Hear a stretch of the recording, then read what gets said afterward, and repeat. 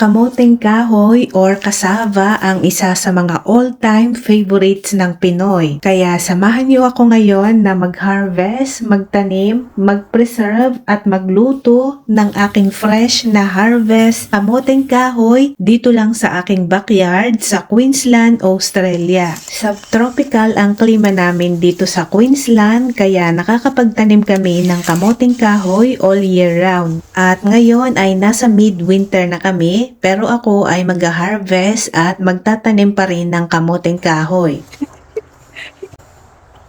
Oh, naputol.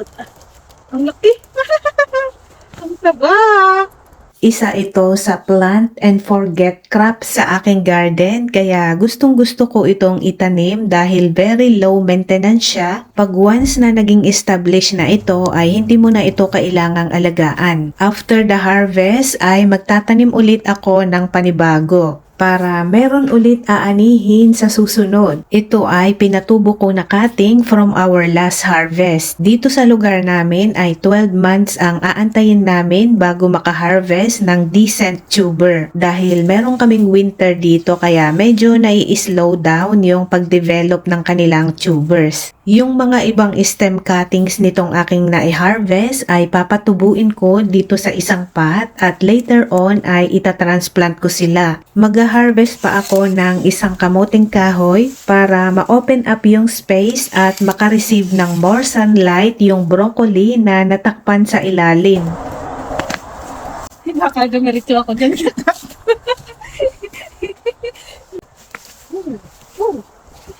Nabunot na itong isang broccoli.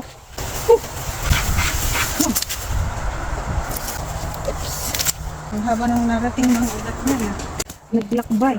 Maraming benefit at uses itong kamoteng kahoy kaya gustong gusto ko itong itinatanim. Pwede itong gawing pang staple food kapalit ng rice. At pwede rin itong gawing desserts or pang snacks. Paborito namin itong hinahalo sa ginataang bilo-bilo. Masarap din itong gawing cassava cake or suman at marami pang ibang luto na pwedeng gawin dito sa kanyang root crops. At pati rin yung kanyang talbos ay nakakain din. Kaya very useful talaga itong itanim sa food forest garden. Right after the harvest ay ipe-preserve na namin itong mga kamoteng kahoy dahil madali itong masira. Ang first storing method na ginagawa namin ay boiling and freezing. Babalatan at papakuluan lang namin yung kamoteng kahoy hanggang sa maging half cook ito. Ang downside kasi ng kamoteng kahoy ay madali itong masira. Pag 3 days na hindi mo ito naluto ay mangingitim na yung kanyang laman. Unlike yung mga other root crops gaya ng kamote, patatas na pwede mo itong ma-store ng matagal right after the harvest. Ang second storing method na ginagawa namin ay ginigrate namin ito ng maninipis, ilalagay sa ziplock and then i-freeze. Ito yung ginagamit namin sa paggawa ng cassava cake o kaya ay suman. Ito naman yung pinakuluan namin. Kapag half cook na ito ay hahanguin namin at saka palalamigin. Pag nag-cool down na ito ay ilalagay din namin ito sa ziplock. And then i-freeze namin ito. Ganito lang kasimple ang pag-preserve namin ng aming kamoteng kahoy para mas ma-extend yung kanyang shelf life